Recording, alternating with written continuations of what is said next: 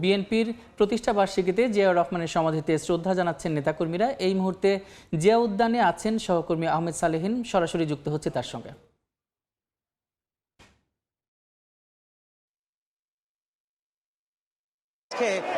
বিএনপির প্রতিষ্ঠাতা শহীদ রাষ্ট্রপতি জিয়াউর রহমানের সমাধিতে, শেরেবাংলা নগরের সমাধিতে বিএনপির মহাসচিব মির্জা ফখরুল ইসলাম আলমগীর এবং তার সঙ্গে কেন্দ্রীয় নেতৃবৃন্দ তারা আজকে ফুল দিয়ে শ্রদ্ধা নিবেদন করলেন এবং দোয়া পাঠ করলেন এবং তার আত্মার মাগফিরাত কামনা করেছেন বিএনপি মহাসচিব সহ বিএনপির কেন্দ্রীয়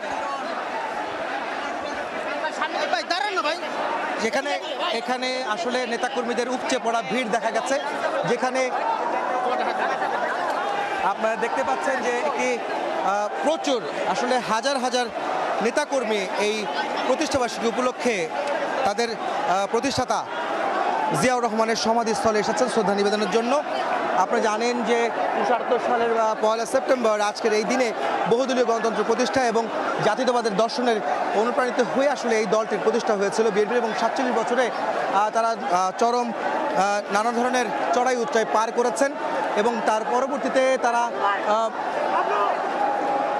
দেশের গণতন্ত্র পুনরুদ্ধার এবং গণতন্ত্র প্রতিষ্ঠার লক্ষ্যে তারা বিভিন্ন সময় আন্দোলন সংগ্রামের মধ্য দিয়ে তারা